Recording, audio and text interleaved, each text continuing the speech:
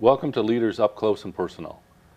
This program is part of UCF's Engineering Leadership and Innovation Institute. I'm Tim Kotnour and I'm Director of the Institute. With us today is Chester Kennedy, Vice President from Lockheed Martin. Chester, thank you for joining us today. Hey, thanks for the opportunity to be here. It's always fun to be on campus. Great, thank you. So I've heard you talk about leadership, and you've shared your view that leaders are pathfinders. What do you mean by that? So I think one of the things that a leader owes an organization is to be able to find the way through, to have the vision and to figure it out. As we've talked before, leaders don't know everything, Right. but they have to figure it out. People are counting on us to figure it out. So when you figure it out, or try figuring it out, in your experience, do you go do that by yourself? Is that with your team? Maybe a little bit of both? A little bit of both. I think it depends. A leader has to have a vision and has to be able to figure out where they want to go, but every opinion matters, right?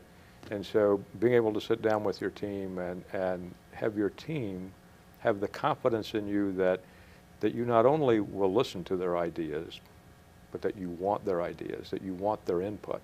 Mm-hmm. But then when you aggregate it all together, the leader still has the responsibility to figure out where are we going to go, to make the decisions, and to be willing to say, we're going to try this. Right. So sometimes I'm sure you've made decisions that were maybe counter to some of the folks wanted you to make. Yes. And when you've run into those situations, how have you dealt with them? So I mean, I think every situation is a little bit different, and you just at some point you have to trust your instincts, and you know more than you think you know. After you've been in various leadership situations, mm-hmm. every situation builds something in you that you don't even realize that you have. And when you learn to trust that instinct, then you make more better decisions. How about that? Right. So you've trusted your gut instinct.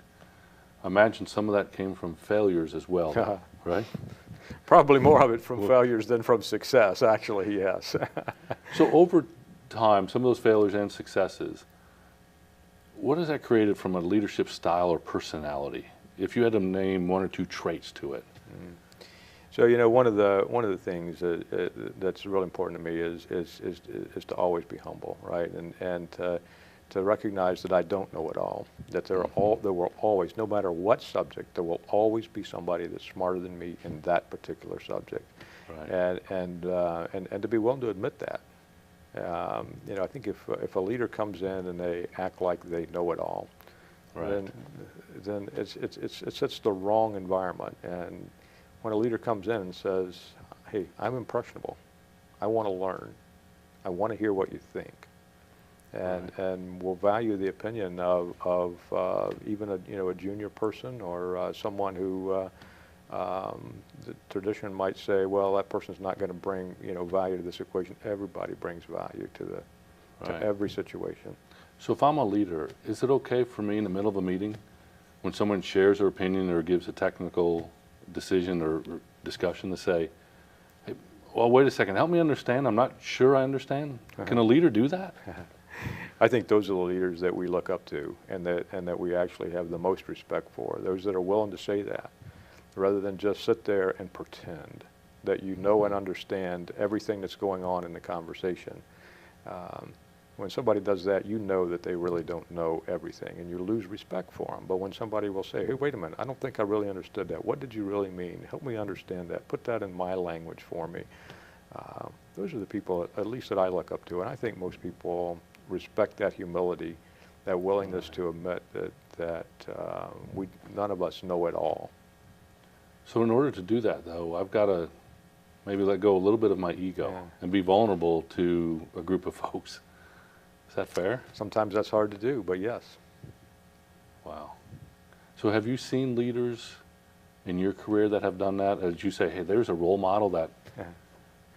Yeah, I mean, and you and I have talked about one of my favorite leaders in the past, Norm mm-hmm. Augustine, and I know you've had a chance to have Norm here on campus before, and he was just really the epitome of that, and I had a chance for early in my career, to watch and to learn from his approach to that, always willing to make himself kind of the victim of the joke, if you will, or the brunt of the joke, and to just admit that he didn't know stuff. And yet when you look at Norm, you say this is one of the smartest men in America. You know, he's it's just you have that respect for him, or at least I do. So it almost sounds, there's almost like a legacy that's created of leaders that this is what it's about. It's about leading, path forward, humility. I think so. That's impressive. Let me kind of switch directions on you Sure. or something. And you've shared your personal views about life choices and growth moments. And there are going to be parts in everyone's life where it is this growth moment where you're going to grow as an individual. And you've had those in your life. And when you've had those situations, what carried you? What made you make that choice to go after the growth?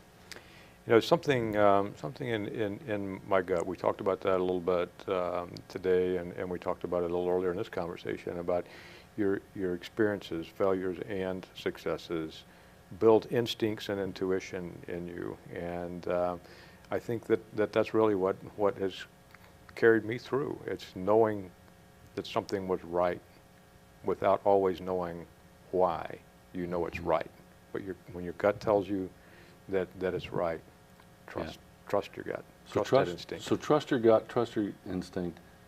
I've also heard you talk a little bit about having belief that there's something better, that something good is going to come out of this. Where does that come from?